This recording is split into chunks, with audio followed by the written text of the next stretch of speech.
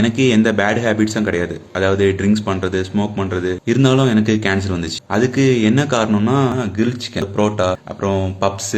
Third ஒன்று வந்து carbonated drink. Fourth ஒன்று வந்து சுகர் ஃபுட்ஸ். இப்போ கேன்சர்ல நான் தான் அவதிப்படுறேன். இந்த காணொலியில் ஒரு அன்பர் ஒருத்தர் ஒரு தவறான உணவு பழக்கம் இருந்தது, அதனால தான் தனக்கு புற்றுநோய் பாதித்தாகவும் இதை யாரும் ஃபாலோ பண்ண வேணாம் அப்படின்னு சொல்கிறாருங்க. இதில் என்னென்ன விஷயங்கள் நம்ம எடுத்துக்கணும் எடுத்துக்கூடாது அப்படிங்கிறத நான் விரிவாக நம்ம சொல்கிறேன்.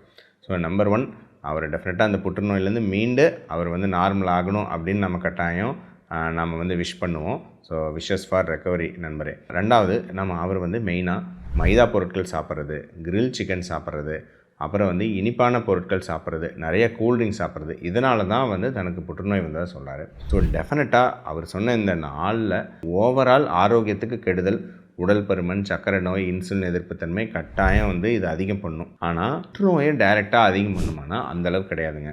ஸோ பொதுவாக புற்றுநோய் அப்படிங்கிறது பொதுவாக மக்கள் நினைக்கிற மாதிரி தவறான உணவு பழக்கம், வாழ்க்கை முறையில் தான் வருதுன்ட்டு கிடையாதுங்க. நிறைய சமயங்களில் புற்றுநோய் வந்து மரபணு காரணங்கள், அப்புறம் ஒரு ஸ்பான்டேனியஸ் எரர்.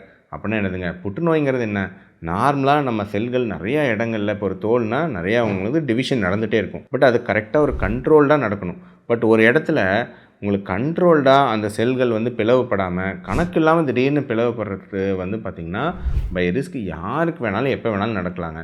ஸோ எப்போவுமே ஒரு பெரிய ரிஸ்க் ஃபேக்டர், ஒரு ஸ்மோக்கிங் அதுன்னு இருக்கணும்னு அவசியம் இல்லை. நம்ம ரிஸ்க் ஃபேக்டர்ஸ் பொதுவாக நம்ம சொன்னாலும் ஒரு 90% டைம் வந்து பார்த்திங்கன்னா இந்த ரிஸ்க் ஃபேக்டர்லாம் எதுவும் இல்லாமல் தான் நிறைய பேருக்கு புற்றுநோய் வரும். இதை முக்கியமாக தெரிஞ்சுக்கணும். ஸோ ரிஸ்க் ஃபேக்டர் ஒன்று இருந்தால் தான் புற்றுநோய் வருங்கிறது கிடையாது. நிறைய டைம் மரபணு, ஸ்பான்டேனியஸ் எரர்னால வரலாம்.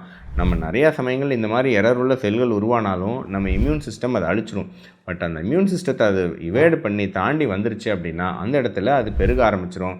அப்புறம் அது லோக்கலாக பெருகும். அப்புறம் ரத்தத்தில் பரவி மெட்டாஸ்டாசிஸுங்கிற ப்ராசஸ் மூலமாக உடம்போட மற்ற பகுதிகளும் பரவும். இதுதான் புற்றுநோயின்னு சொல்கிறோம்.